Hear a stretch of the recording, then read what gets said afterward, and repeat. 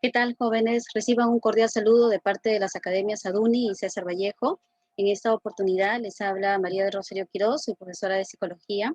Y bueno, ¿no? Vamos a empezar nuestra clase con respecto a lo que es la psicología, la definición y bueno, también su objeto de estudio. Vamos a hablar un poquito de los métodos. Entonces, sin más, reiterar el saludo. Vamos a compartir pantalla para inmediatamente situarnos en nuestra diapositiva que es correspondiente a nuestra sesión del día de hoy.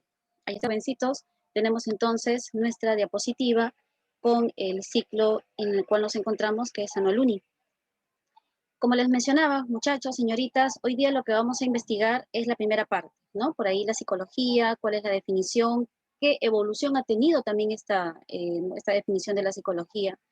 Y por otro lado también vamos a ver cuáles son los métodos en los cuales la psicología se respalda para el momento de aplicar, ¿no? El momento de investigar también los procesos psíquicos. Ya muchachos, entonces cualquier también, ¿no? De repente situación que uno quizás encuentre, ¿no? De repente memoria, por ahí de repente pensamiento, en cuanto a los afectos, ¿no? Entonces, cualquiera de estas situaciones, nosotros vamos a ver que la psicología va a investigar. Ya muchachos, entonces vamos a ver aquí un poquito los objetivos de la clase y está contemplada para esta primera sesión conocer qué es y qué estudia la psicología, describir cuáles son los métodos también de la psicología, que son también importantes conocerlos, ¿ya? Entonces vamos aquí y vamos a la definición científica, la definición. Bueno, en cuanto a la definición etimológica, ya, esta es una palabra griega, psiche o psique, que significa soplo vital o ánima o alma. También tiene ese sentido, ¿no? Y bueno, logía significa tratado, significa estudio, ¿no? Discurso, en la cual, si juntamos ambos términos, significa pues el tratado del alma o el estudio del alma, ¿ya? Estudio del ánima, del soplo vital, porque todas esas definiciones significa pues el psique. Entonces, tratado acerca del alma, ya Aristóteles de esta gira, en el Peripsique, nos hablaba entonces de dicha definición. El señor Aristóteles, y nosotros por ahí podemos hacer un poquito de memoria, perteneció pues a los tres grandes filósofos, ¿no? de ese tiempo, el señor Sócrates, Aristóteles y, ¿no? Platón. Entonces, ya justamente en Aristóteles, ¿no? Que dicho sea de paso también es el padre pues, de muchas ciencias, entre ellas la biología, la botánica, ¿no? El padre del derecho también, es también el padre de la psicología, pero antigua, de jovencitos. Entonces, ahí vemos por eso que en su obra El Peripsique nos habla acerca del tratado acerca del alma, ¿no? Ahora, ¿cuál es la definición contemporánea? La definición contemporánea es pues que es una ciencia social que estudia los procesos psíquicos a través de la conducta. Ya esa es la definición entonces un poquito más contemporánea, una definición que es actual, ¿no? Se podría decir. Entonces, es una ciencia actualmente y es una ciencia social que estudia los procesos psíquicos a través de la conducta. Ahí tenemos entonces la figura, ¿no? Del señor Aristóteles de esta gira, escribió el Peripsique acerca del alma. Se menciona que en dicha obra él hablaba sobre tres tipos de alma. El alma racional, que correspondía pues a nosotros los seres humanos, el alma sensitiva, que es el alma propio de los animalitos, y el alma vegetativa, que estaría pues en las plantas, ¿no? Entonces el señor Aristóteles en dicha obra menciona pues tres tipos de alma, ¿no? Es por ello que Aristóteles es el padre de la psicología antigua. Luego tenemos acá a Wilhelm Wundt, ¿no? Wilhelm Wundt funda el primer laboratorio de psicología. El señor Wundt entonces allá en Alemania, en 1879, va a fundar un gran acontecimiento, ¿no? Realmente al momento de fundarse este primer laboratorio fue un gran acontecimiento mundial. Es ahí donde poco a poco la psicología se torna ya como ciencia. Gracias al señor Wilhelm Wundt, la psicología es un conocimiento científico. Ya él entonces, en el siglo XIX, ¿no? 1879, él va pues a nombrar, ¿no? Y hacer pues por ahí un esfuerzo que la psicología sea tomada como un conocimiento autónomo, separado de la filosofía, ¿no? En esos tiempos la filosofía era la madre de todas las ciencias, ¿no? Como actualmente lo es, y la psicología dependía bastante de la filosofía. Pero gracias a Wundt, la psicología se torna ya como un conocimiento científico. Es por eso que Wundt es el padre de la psicología científica. Como ustedes pueden apreciar, señoritas, jovencitos, aquí en esta primera diapositiva están pues los dos padres, ¿no?, de la psicología. Aristóteles, padre de la psicología antigua, y Wundt, padre de la psicología moderna. Muy bien. El objeto de estudio, ya, que se va a ver pues a la psicología, ya, el objeto de estudio, los métodos, todo eso hacen pues que la psicología sea ya una ciencia, ¿no? Porque posee pues un objeto, posee un método también, y eso lo hace más rigurosa, ¿no? Lo hace más científica, la hace mucho más seria, ¿ya? Entonces, de ahí que gracias a Wundt, ya la psicología tiene entonces esa calidad de ser ciencia, pero siempre una ciencia social, ¿no? Y la actividad subjetiva que permite representaciones de la realidad son los procesos psíquicos. Entonces, actualmente es una ciencia que investiga los procesos psíquicos, pero ¿qué cosas son los procesos psíquicos? Es una actividad subjetiva que permite representaciones de la realidad. Entonces, los procesos psíquicos es una producción del cerebro que se va a dar pues en cuanto al vínculo, ¿no?, que se va a tener con la realidad, ¿ya? Y es ahí donde se van a producir esta serie de procesos mentales, ¿no?, llamados pues sensación, percepción, memoria, eh, no sé, de repente afectivos, emociones, sentimientos, etcétera, etcétera. Y bueno, la conducta viene a ser un medio por la cual se va a expresar estos procesos psíquicos, ¿no? Porque dichos procesos son abstractos. Entonces uno no puede ver cómo es el pensamiento, uno no puede ver la memoria, pero sí a través de la conducta se puede saber su existencia, su manifestación, ¿no? Si en ese momento la persona está pues vivenciando algún proceso psicológico, ¿no? Entonces, una emoción está presente en un ser humano, pero ¿cómo me doy cuenta que esa emoción está allí? Por la conducta que expresa esa persona. La conducta, por eso, tal como se señala aquí, la conducta es observable, es medible y también es verificable. Estas bondades tiene la conducta, muchachos. En cambio, los procesos psíquicos son internos, son subjetivos, son abstractos. En cambio, la conducta viene a ser el punto de partida para el psicólogo que está investigando algún proceso. Entonces, ya la conducta viene a ser algo que se puede observar a simple vista por muchas personas, es medible, se puede llegar también a una medición, una cuantificación, una estadística, y también es verificable, ¿no? Se puede comprobar. Entonces, muchachos, es por eso que ahora, en la actualidad, ya la psicología es una ciencia social. Muy bien. Aquí tenemos un gráfico en el cual nos demuestra acerca de los procesos psíquicos que viene a ser el objeto de estudio, ¿ya? Estos procesos psíquicos se había señalado, muchachos, que viene a ser una producción del cerebro, pero estos procesos son internos, son abstractos. Es ahí donde, a su vez, hay una clasificación que se van a dar dentro de los procesos psíquicos. Esta clasificación son los tres que ustedes pueden observar: procesos cognitivos, procesos afectivos y también procesos conativos volitivos. Cuando hablamos de procesos cognitivos, a su vez tenemos otra subclasificación donde tenemos acá una serie de procesos cognitivos que nos van a permitir, como se señala aquí, permiten tener una representación y conocer la realidad externa e interna del individuo. Entonces, estos procesos que ustedes pueden ver llamados pues percepción, memoria, inteligencia, pensamiento, nos permiten tener una representación de la realidad y también nos permiten conocer la realidad. ¿Ya, muchachos? Entonces, estos procesos nos van a permitir, por ello, el aprendizaje, ¿no?, de repente de conocimientos como las ciencias, letras y números. La memoria es importante para poder recordar fórmulas. La percepción es importante para interpretar, de repente, un problema matemático. El pensamiento es importante para analizar, para sintetizar, deducir, inducir.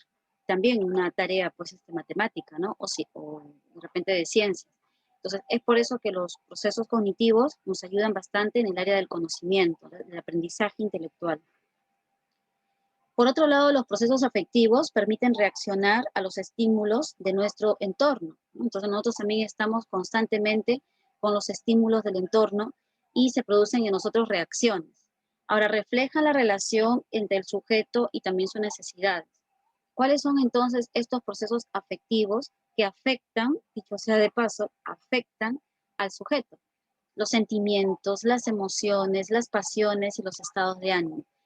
Todos los seres humanos, ¿no?, vamos a, de alguna manera, experimentar estos procesos afectivos, con la excepción de las pasiones. Las pasiones no todos los vamos a tener o experimentar.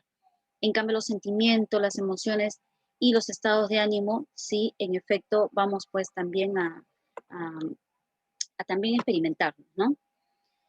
Y bueno, los procesos conativos volitivos impulsan, orientan, es como una energía, ¿no? Es como un motor que impulsa nuestra conducta hacia el desarrollo, pues, de dichas metas, dichos objetivos. Entonces ahí tenemos a la motivación y a la voluntad. Entonces impulsan, orientan, controlan y dirigen la actividad personal del ser humano. Entonces cuando un jovencito de repente va a la biblioteca, está practicando por ahí geometría, ¿no? De repente se pone una meta, ¿no? Voy a ver, a practicar 10 problemas de geometría, 8 problemas de álgebra. Entonces esas metas, ¿no? Que son pequeñas, viene a ser ya dentro de la motivación, está dentro de ese grupo llamado conativo volitivo. Por eso impulsan, orientan y controlan, ¿no? La conducta de la persona en base a objetivos. Como ustedes pueden apreciar, jovencitos, es ahí donde se puede apreciar pues esos tres tipos de procesos psíquicos, ¿ya? Muy bien, recuerden entonces que el objeto de estudio de la psicología son los procesos psíquicos y que estos a su vez tienen una clasificación denominada cognitivos, afectivos y conativos volitivos. ¿Ya, muchachos? ¿Está? Ahora, los métodos científicos, los métodos, como les había hablado al inicio, son entonces aquellos pasos ya ordenados en los cuales me permiten investigar un acontecimiento, una conducta, una situación, ¿ya? Entonces, y dicha investigación tiene que ser pues de una manera objetiva, ¿no? De una manera científica. Entonces, vamos a ver, jovencitos, de paso, cuál fue el método también que hace años, ¿no? Aplicó por primera vez el señor Wundt. ¿Te acuerdas que les había hablado que Wundt funda el primer laboratorio científico? Y para fundar dicho laboratorio tiene que emplear también un método apropiado y que sea idóneo, ¿no? Un método científico. Entonces vamos a ver de paso cuál es el método que también va pues a aplicar el señor Wundt. Bueno, primero tenemos que un poquito allí definir lo que es un método, ¿no? Un método es un conjunto de pasos, ¿ya? Que realizamos para alcanzar un fin o meta.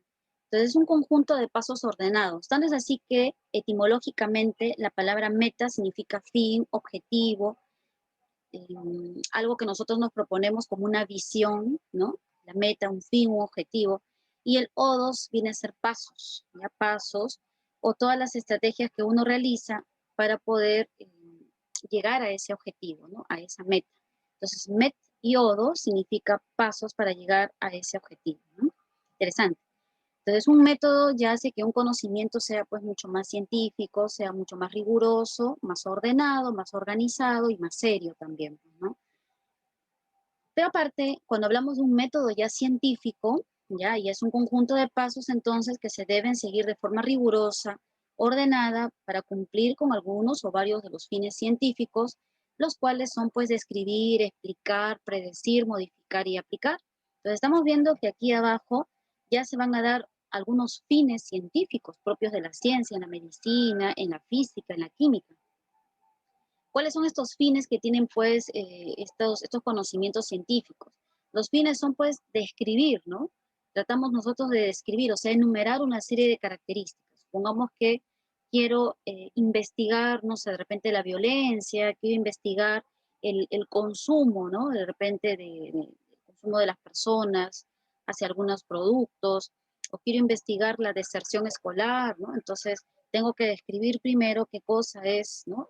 Enumerar características de una deserción escolar, enumerar, por ejemplo, un problema sobre el embarazo precoz, por ejemplo, ¿no? Tengo que enumerar cómo se presenta, qué es, y después tengo que explicar por qué se produce esa violencia, por qué se produce el consumismo, por qué se produce el embarazo no deseado en adolescentes. Entonces tengo que explicar las causas, ¿ya? Las causales.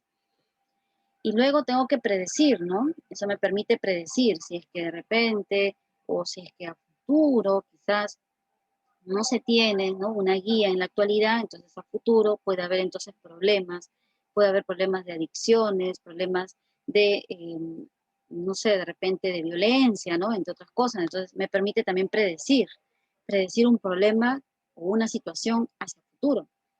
Modificar. Esto ya es el asunto muy importante de la psicología porque la modificación tiene que ver con las terapias. La modificación implica que la persona, al momento de estudiar algo, modifique, ¿no? Cambie, ¿sí? Cambie, modifique esa situación que podría seguir su curso, ¿no? De repente, si un niñito es muy hiperactivo y si no recibe terapia, por ahí no logra, ¿no? Tener una modificación de esa conducta en la actualidad, entonces a futuro yo puedo predecir ahí que de adulto va a tener esa misma limitación, ¿no? Ese mismo problema para poder aprender. Entonces tengo que modificar, tengo que inmediatamente realizar pues terapias, por ahí conversar, ¿no? Con la persona, con el paciente, entonces para poder modificar o tratar esa conducta. Y después aplicamos de repente algunos métodos, por ahí algunos cuestionarios, algunas entrevistas, ¿no? Entonces, un método científico ya es sumamente riguroso, ¿no? Como ustedes están observando acá. Entonces, muchachos, es ahí donde el método científico está presente en muchas ciencias, ¿ya? Y en todas las ciencias que nosotros conocemos como la química, como la biología, se van a presentar estos fines también. Pues acá dice, ¿no? El método científico empieza con la observación, con la investigación, con la hipótesis, con el experimento propiamente dicho, con el análisis de datos, ¿ya? Y finalmente con las conclusiones. Ahí está. Muy bien, ¿qué más? Vamos a conocer entonces el primer método de la psicología, ¿ya? En las cuales va a empezar, pues, ¿no? El señor Wundt, al momento de crear su primer laboratorio, él también va a aplicar un primer método de la psicología, y es ahí donde primero vamos a conocer que este método se denomina observacional, pero este método se va a dividir en dos grandes grupos, ¿ya? Son dos. Vamos a ver entonces cuáles son los tipos del método observacional, los tipos. Ahí tenemos entonces los tipos del método observacional, que es la introspección y la extrospección. La introspección, su objeto de observación es mirar hacia adentro, o sea, un autoanálisis, el propio psiquismo o actividad mental, ¿no? O sea, analizar, autoobservar el propio psiquismo o actividad mental, ¿ya? Ahora, esta introspección a veces puede ser muy subjetiva también, ¿no? Porque consiste en que uno mismo se esté autoanalizando, ¿no? Entonces, de alguna manera, muchos señores han criticado también esta introspección. Algunos científicos han mencionado que la introspección a veces no es del todo pues objetiva, dado de que consiste en una autoevaluación, ¿no? El observador es uno mismo y a veces uno puede caer también en muchas subjetividades, ¿no? El sujeto observado, un ser humano entrenado en la introspección, ¿no? A pesar de ello, el ser humano pues recibe una pequeña entrenamiento para poder desterrar algunas subjetividades, ¿no? Pero aún así, el método de la introspección lleva a eso, ¿no? De ser muy subjetivo. La ventaja es que explora la propia actividad subjetiva que no se puede medir con instrumentos. Entonces, cuando uno mismo, por ejemplo, quiere saber cómo funciona la memoria, cómo funciona mi memoria a corto plazo, mi memoria a largo plazo, ¿no? O cómo es que de repente llego a analizar, ¿no? Algo, o cómo aprendo. Me baso de repente más en imágenes o aprendo más en forma audiovisual o solamente en forma de teoría, ¿no? Entonces, esa introspección me va a permitir también conocerme a mí misma o a mí mismo, ¿no? Entonces, muchachos, las ventajas es que explora la propia actividad subjetiva. Gracias a la introspección, las personas pueden darse cuenta de cuáles son sus debilidades, ¿sí o no? Y cuáles son sus aciertos. Entonces, la introspección me permite también realizar este tipo de investigación, ¿no? Pero recuerden que la introspección es muy subjetiva. Ahora, en el caso del señor Wundt, ¿ya? Él realizó la introspección con sus alumnos. Hay que recordar que el señor Wundt era un catedrático, era un profesor de la Universidad de Leipzig. Es ahí donde se funda el primer laboratorio científico, ¿ya? Y él utilizaba entonces la introspección, él utilizaba dicho método en sus alumnos. Entonces, gracias a la introspección, que es el autoanálisis, él podía saber qué proceso psicológico estaba pues en ese momento quizás funcionando, ¿no? Qué memoria o qué tipo de memoria, qué pensamiento, entre otros. Ahora, la otra parte del método observacional, la otra forma, es el método de la extrospección, como ustedes pueden ver acá. La extrospección, en cambio, es un método que nos permite mirar hacia afuera, ya no hacia uno mismo, sino mirar a otros. Por eso dice acá, mirar hacia afuera. La conducta o comportamiento, ya sea lenguaje, ya sea acción, no tan solo de seres humanos, sino también puede ser de animalitos. Cómo se comportan los animalitos cuando están en cautiverio o cuando están sueltos. Cómo se comporta de repente un animalito cuando está en celo. ¿Ya? Entonces, esa extrospección me permite muchas cosas, observar no tan solo a los seres humanos ya adultos, sino también a los animalitos, por ejemplo. La extrospección me permite observar también la conducta de los bebés. Gracias a la extrospección ha habido muchos avances en cómo es la conducta de los infantes o cómo es la conducta de las personas que de repente tienen alguna alteración. En cambio, la introspección tiene esas limitaciones, que aparte de ser subjetiva, no todos pueden realizarlo. O sea, un bebé, un infante de 8 mesecitos, yo no puedo decir que realice una introspección, ¿sí o no? En cambio, la extrospección me permite siempre visualizar, mirar hacia afuera, ¿no? Es importante. Ahora, aquí el observador es el psicólogo, ¿no? Que viene a ser también el investigador, así como vemos acá en la imagen, por ejemplo, ahí el psicólogo está observando el juego, ¿no? La actividad lúdica. El sujeto observado es un ser humano o animal, ahí está. Puede ser incluso un bebé, una persona con trastorno también mental, ¿no? Y la ventaja, pueden participar varios observadores, ¿no es cierto? Es una de las ventajas. Varios observadores pueden estar ahí viendo, ¿no? Con objetivos, con una especie de estudio, ¿no? De repente a una sola persona. Es aplicable a diversos sujetos, ¿ya? Entonces la extrospección, por eso es uno de los métodos mucho más objetivos, pero el problema de la introspección o la limitación, se podría decir, es que no contempla el uso de variables, ¿no? El uso solamente se queda en la mera observación, nada más de las conductas, pero no logra modificarlas, o sea, no se plantea esa modificación, ¿ya? Entonces, solo se queda en el registro, nada más, en el registro hacia afuera, ¿no? O sea, supongamos que en un salón hayan pues muchos jovencitos, ¿no? Y de repente uno de ellos quizás es muy violento. Entonces el psicólogo que está realizando la introspección solo observa nada más, ¿no? Cuáles son sus características, por ahí registra, ¿no? Cada cuántas veces de repente molesta a sus demás compañeros, pero no realiza pues un cambio, una modificación, solo observa nada más, ¿no? Entonces eso es un poquito la introspección. Muy bien, muchachos, entonces ahí hemos conocido el primer método que hizo posible pues al señor Wundt, ¿no? Fundar el primer laboratorio y también nombrar a la psicología como ciencia gracias al método de la introspección. Muchachos, vamos a conocer otro método. A ver, este método llamado experimental es un método también bastante interesante, bastante aplicativo. Este es un método, se podría decir, que es bastante usado en las ciencias, ¿ya? Como la medicina, por ahí la física, entre otras.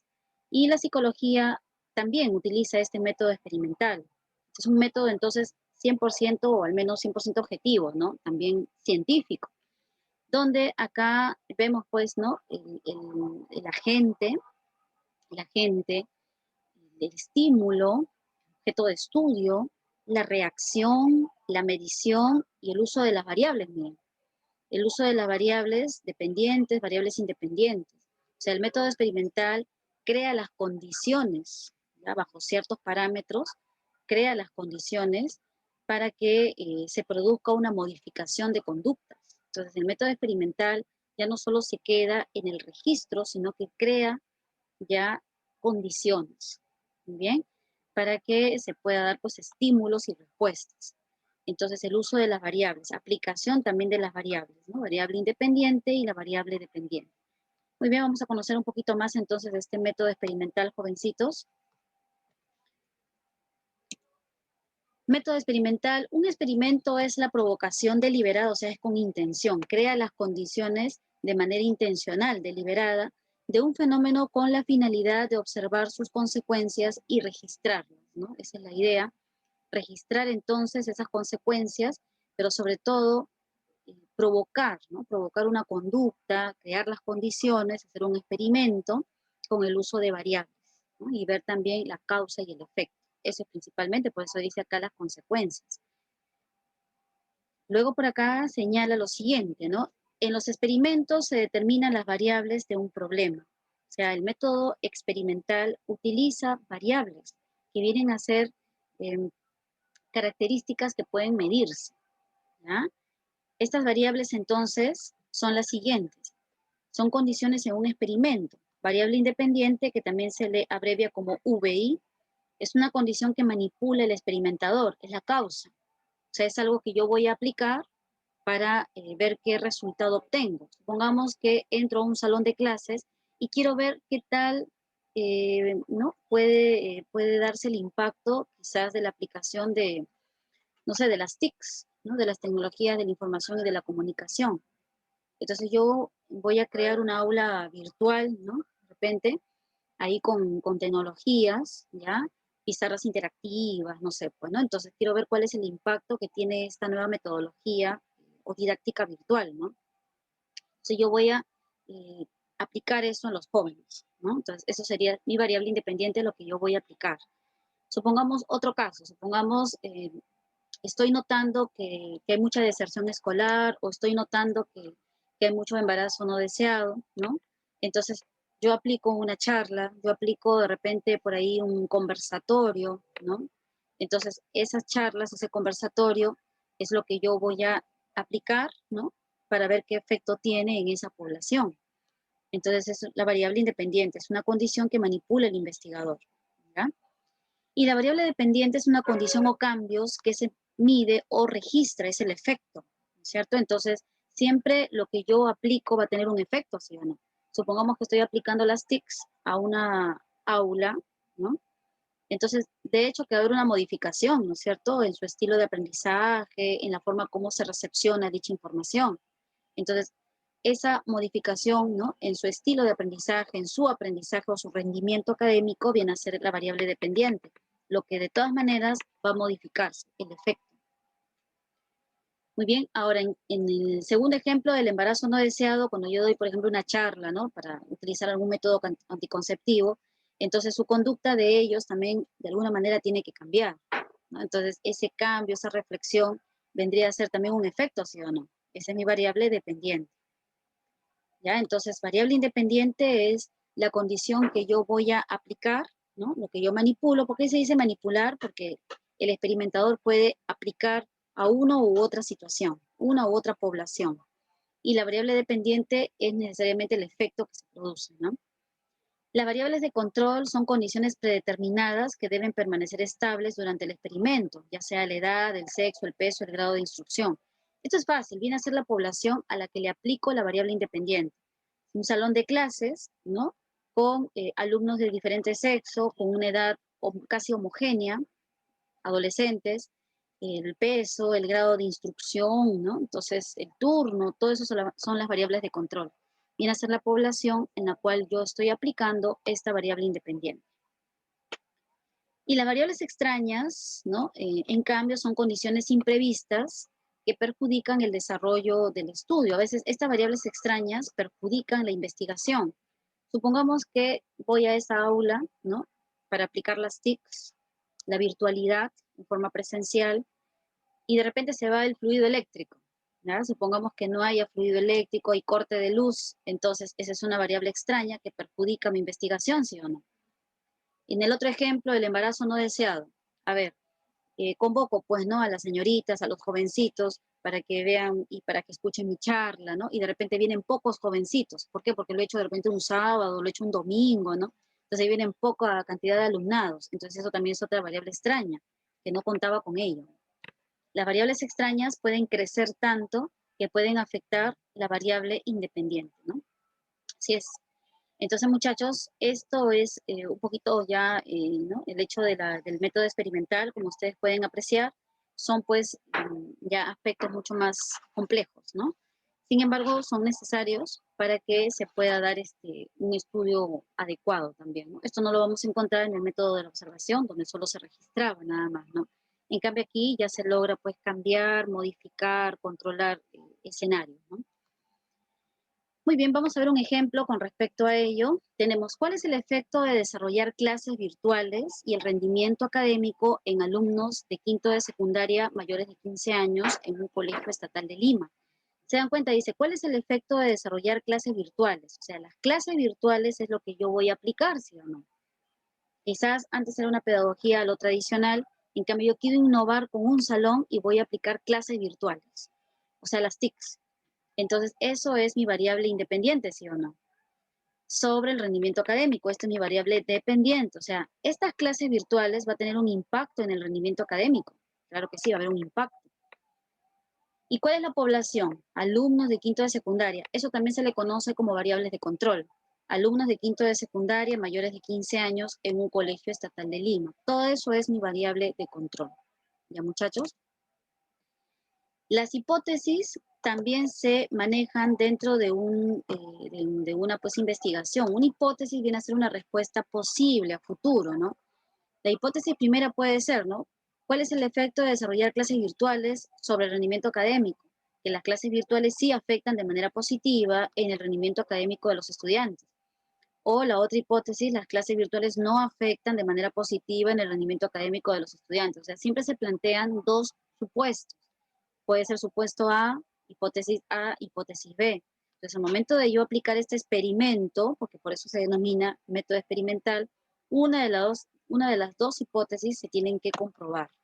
¿Ya? Ya está un poquito entonces el hecho de planteamiento de la hipótesis. Ahí está. Entonces, variable independiente, desarrollo de las clases virtuales, variable dependiente, el rendimiento académico, y las variables de control son los alumnos de quinto de secundaria mayores de 15 años en un colegio estatal de Lima. ¿Ya? Ahí está. Y ahora acá vemos que hay dos grupos, grupos experimentales y grupos de control. ¿Ya? Entonces, aquí vemos que el grupo experimental es donde se le aplica la variable independiente. O sea, estoy aplicando las TICs. Mientras que el otro grupo, ya, este acá, el grupo experimental, se registra el rendimiento académico, mientras que el grupo de control no se aplica la variable independiente, solo se observa. Y se registra el rendimiento académico también. Entonces, siempre tengo que tener dos grupos. Uno al que le voy a aplicar este método, ¿no? Esta variable independiente, y el otro grupo donde no le voy a aplicar ella. ¿Por qué voy a tener esas dos situaciones? Para poder comparar, ¿sí o no? ¿Te das cuenta? Entonces, salón A, salón B. Al salón A le aplico las TICs, al salón B no le aplico las TICs. Entonces la idea es registrar después cuál es el resultado. ¿Se dan cuenta? Entonces la variable independiente está en el grupo experimental y en el grupo de control es aquellos donde no se aplica dicha variable. Muy bien, se compara después los resultados, ¿ya? De ambos grupos, o sea, la variable dependiente, el rendimiento académico. Si acá el rendimiento académico fue más óptimo que en el segundo grupo, entonces mi hipótesis primera se comprueba. En cambio, si en ambos el resultado es el mismo, quiere decir que no afecta de manera positiva, ¿no? Entonces, igual, depende de la variable dependiente, ¿no? O sea, el resultado para poder comprobar, ¿no? Y poder así afianzar más mi hipótesis. Muy bien, se comparan los resultados de ambos grupos y esto ayuda a responder la pregunta inicial y validar una hipótesis, ¿no? Muy bien, muchachos, entonces esto es parte del método experimental, ¿ya? Entonces, en las ciencias de la física, de la química, de la medicina, de la biología, se aplican también estas situaciones, método experimental, con el uso de variables, ¿ya? Como ustedes pueden observar. Aquí, por ejemplo, ¿cuál sería una variable extraña? Bueno, corte de fluido eléctrico, ¿no? Supongamos. Entonces, eso también podría ser una variable extraña. Otra variable extraña puede ser que algunos jovencitos de repente estén un poco como dormitando, ¿no? De repente no han tomado un buen desayuno. Entonces, también es una variable extraña que está afectando la investigación, ¿no? Muy bien, entonces son situaciones diversas, fortuitas, que pueden, ¿no? De repente distorsionar, ¿no? Quizás empeorar o por ahí de repente el experimento lo pueden pues no llevar a cabo, ¿no? Con éxito. No es el único método y hemos visto dos, el método observacional, introspección y extrospección y el método experimental. Vamos ahora con un tercer método que también utiliza la psicología. Y como ustedes pueden ver ahí en pantalla, es el método correlacional.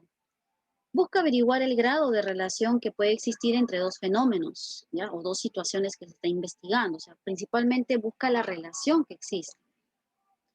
La relación puede ser directamente proporcional. Si una variable se incrementa, la otra también. Si una variable disminuye, la otra también va a disminuir. Entonces hay una correlación positiva, ¿ya? Entonces, esa es una de las formas del método correlacional, cuando es directamente proporcional, pero la otra es inversamente proporcional. Si una variable se incrementa, la otra disminuye. Si una variable disminuye, la otra se incrementa. Es una correlación negativa. Muy bien.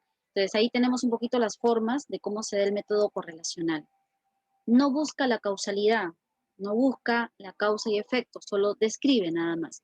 Pero principalmente lo que sí se interesa es ver la relación que existe entre dos variables. Por ejemplo, variable 1 puede ser ¿no? A ver, puede ser charlas del control de la respiración, supongamos. Variable 2 puede ser entonces la ansiedad, ¿no? Entonces yo puedo decir, ¿no? A mayor charla del control de la respiración, entonces menor ansiedad. ¿Te das cuenta? Entonces ahí estoy en inversamente proporcional. ¿Ves? Otro ejemplo, a mayor consumo del café, mayor insomnio. ¿Ves? Entonces ahí estoy indirectamente proporcional, por ejemplo, ¿no? Entonces es ahí donde hay situaciones donde a veces vamos a ver que se cumplen relaciones entre variables. Se usa cuando cuando las variables no son accesibles o no hay condiciones experimentales, ¿no? Entonces, por ejemplo, si yo quiero saber si los videojuegos causan violencia en los jovencitos, en los niños, yo no puedo experimentar con un niño, ¿no? O sea, yo no puedo decir, a ver, le voy a hacer que vea bastante videojuegos día y noche, a ver si resulta violento o no este jovencito. ¿Por qué? Porque le estaría pues afectando contra la ética, ¿no? Entonces es ahí donde no se puede dar pues un experimento así directo, ¿no? Entonces por eso dice, se usan cuando variables no son accesibles o no hay condiciones experimentales, ¿no? Por ética de repente. Ahí están un poquito los gráficos para ver el hecho de cómo se maneja, ¿no? Estadísticamente, cómo se maneja esta correlación. ¿Qué relación existe entre la edad de las personas y su capacidad de memoria a corto plazo? ¿Ya? Entonces no se puede tampoco experimentar, pero sí se puede llevar mediante el método correlacional. ¿Qué edad existe entre la edad de las personas? O sea, ¿qué relación existe entre la edad de las personas y la capacidad de la memoria a corto plazo? Se ha observado que los niños y adolescentes tienen buena memoria a corto plazo, mientras que las personas de edad avanzada tienen dificultades en este sistema de almacenamiento. Podríamos decir entonces que a mayor edad, menor capacidad de memoria a corto plazo, y la correlación acá es negativa, ¿ves? Entonces son situaciones donde ya no se puede pues, llevar a cabo un experimento, ¿no? Por considerarlo no ético también, y porque no hay condiciones también, ¿no? Propias para ello. Muy bien, muchachos, entonces este es parte del método correlacional, jovencitos. Son métodos entonces apropiados para aquellas situaciones de investigación donde ya no es posible hacer un uso de experimentos, ¿no? Hay otro método también bastante importante, muchachos, ¿ya? Este método correlacional también es bastante usado, el método experimental, el método de la observación, pero vamos a ver otro método también bastante, ¿no? Aplicado dentro de la psicología y también en otras ciencias. Esto es el método genético, así se le conoce. El método genético estudia el desarrollo de los hechos, procesos y fenómenos en el decurso de su evolución, o sea, cómo va una evolución. El método genético busca principalmente investigar cómo evoluciona una situación, un fenómeno, un proceso. Por ejemplo, cómo evoluciona el lenguaje. Cuando nosotros nacemos, no nacemos ya hablando, es toda una evolución, ¿sí o no? Entonces ya ahí es donde estudia el método genético. Cuando yo quiero investigar acerca de la empatía, ¿a qué edad empieza la empatía? La empatía significa colocarse en el lugar de la otra persona. Un bebito no nace con empatía, eso es un proceso. Entonces ahí es donde tengo que utilizar un método genético, porque tengo que ver el decurso o la evolución de un proceso, de una situación, ¿no? Pero a su vez, este método genético, como pueden observar jovencitos, se presenta en dos ramas, el método longitudinal y el método transversal. Vamos a ver qué cosa es el método longitudinal. El estudio longitudinal investiga el objeto de una muestra de sujetos a lo largo de su evolución en un periodo determinado. Sirve para analizar y observar de manera secuenciada la evolución de un fenómeno o de sus elementos. ¿Ya? Este es un método bastante largo. Por ejemplo, haríamos un seguimiento ciclo tras ciclo a un estudiante desde que ingresó como cachimbo al primer ciclo hasta que egresa culminando el 10º ciclo. O sea, son 5 años ahí, imagínense. Entonces, ese es el método longitudinal. Por eso el nombre, longitudinal, significa prolongado, ¿no? Largo. Tenemos que estar entonces siempre observando a la persona cómo es su evolución, ¿no? Cómo está su aprendizaje, desde que entró como cachimbo hasta que egresa. Este método longitudinal lo utilizó bastante el señor Jean Piaget, Piaget es un reconocido también psicólogo que él investigaba todo lo que era la inteligencia, el desarrollo de la inteligencia. Por eso realiza una investigación desde la etapa sensorio-motor, que es infancia, bebitos, hasta lo que es el operacional formal, ¿no? Operacional lógico formal que se da en la adolescencia, o sea, desde bebitos hasta la adolescencia. Ese es el método longitudinal también. Entonces, muchachos, es un corte pues bastante prolongado, ¿no? Esto amerita que haya mucho tiempo, también mucha inversión, ¿no? Y por eso a veces algunos expertos prefieren el método transversal, algunos científicos mejor prefieren el método pues llamado transversal. Es el estudio, en cambio, de sujetos de diversas edades en un corto periodo de tiempo, o sea, es como una especie de atajo, ¿no? Y de esta manera se logran obtener datos o información sobre las diferencias de conducta, actitudes o pautas de crecimiento según las distintas edades, ¿ya? Entonces, aquí se agrupan a las personas en función de sus edades y esto va a permitir entonces que se tenga una idea también mucho más transversal, ¿no? O sea, no tanto esperar que una persona evolucione en un tiempo, sino que yo busco un atajo. Grupos, ¿no? De 3 años, grupo de 5 años, grupo de 8 años, no sé, ¿no? Por ejemplo, durante un breve tiempo estudiaríamos alumnos que estudian de primero, segundo, tercero hasta 10º ciclo y recopilaríamos esos datos en un solo informe. Evidentemente son pues sujetos diferentes, ¿no? En cambio acá en el método longitudinal puede ser el mismo sujeto o también sujetos distintos, ¿no? Eso se denomina el corte ya transversal. Entonces, muchachos, como ustedes han podido darse cuenta acá, ya, existen, ¿no? Estos tipos de también métodos que nos ayudan bastante a lo que es ¿no? Esta forma también de entender, ¿no? Parte de la psicología. Entonces, como ustedes pueden apreciar, ya, en estos métodos que se busca entonces lo que es afianzar un poquito el estudio de la psicología. ¿Ya, muchachos? Entonces, estos métodos permiten que la psicología sea mucho más rigurosa, que sea mucho más seria, mucho más ordenada al momento de investigar un suceso, ¿no? Una situación o fenómeno. Entonces nos hemos dado cuenta que a lo largo del tiempo los métodos han sido usados, ¿no? De una manera correcta, de una manera idónea, para poder tener pues una definición mucho más acorde, ¿no? Y que no sean de repente muy intuitiva ni tampoco subjetiva, ¿no? Muy bien, vamos entonces a esta parte final que es la psicometría.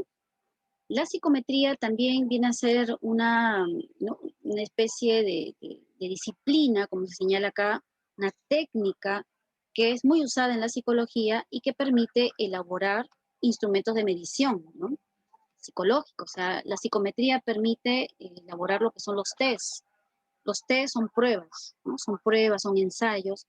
Y la psicología también utiliza bastante de esto, ¿no? Las pruebas, los test. Ustedes saben, de repente habrán escuchado los test de orientación vocacional, test de repente de la personalidad, test de inteligencia, ¿no? Son test entonces también interesantes que nos van a dar siempre un resultado aproximado nada más, ¿ya? Entonces estos test siempre van a ser aproximados. Y también nos dan pues grandes indicadores, ¿no? De cómo son estos, lo que se quiere medir, ¿ya? Pero siempre un test solo será aproximado, es relativo, los test también van cambiando en función de nuestros conocimientos. Y para ello utiliza elementos relacionados con la matemática, con lo que es la estadística, ¿ya? La matemática, la estadística, donde esta matemática también, ¿no? Es una disciplina que se utiliza bastante, ¿no? Para poder también tener, ¿no? Un conocimiento mucho más formal. Y la estadística también que nos da datas, ¿no? Informaciones también bastante importantes que nos permiten corroborar de repente un estudio, ¿no? Muy bien, entonces por acá tenemos estas informaciones, ahí está. De repente ustedes habrán escuchado hablar sobre los pruebas psicotécnicas, ¿no? Pruebas psicotécnicas que tanto se utiliza también en un examen, ¿no? Inclusive en la uni también, los chicos que van para arquitectura, por ejemplo, utilizan también bastante de estas pruebas, ¿no? Muy bien, entonces, jovencitos, es ahí donde tenemos esta situación, ¿ya? Esta situación, muy bien. ¿Qué les parece entonces estas imágenes? Bueno, acá también se puede apreciar un poquito lo que es el test de Rorschach, ¿no? Así se le conoce, y en función de cómo nosotros interpretamos, ¿no? dichas imágenes es nuestra personalidad, ¿ya? Es nuestra personalidad en función de cómo interpretamos dichas imágenes. Algunos jovencitos me han dicho, por ejemplo, que les parece que ven de repente ahí, ¿no? Un poquito por ahí murciélagos, otros dicen de repente hojas, ¿no?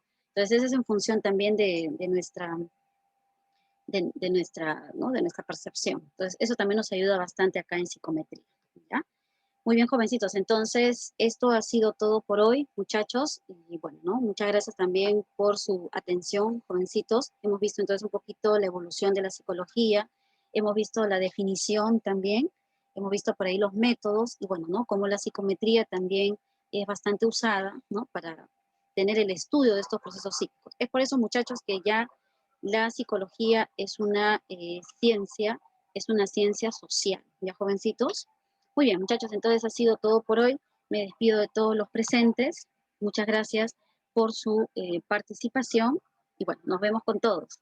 Gracias. Nos vemos, jovencitos. Gracias, muchachos. Y dentro de un ratito ya vamos a ver también la resolución de las preguntas. Muy bien, muchachos. Vamos entonces por acá. Dejo de... Muy bien. Y nos vamos a... Muy bien. Hasta luego, jovencitos. Nos vemos.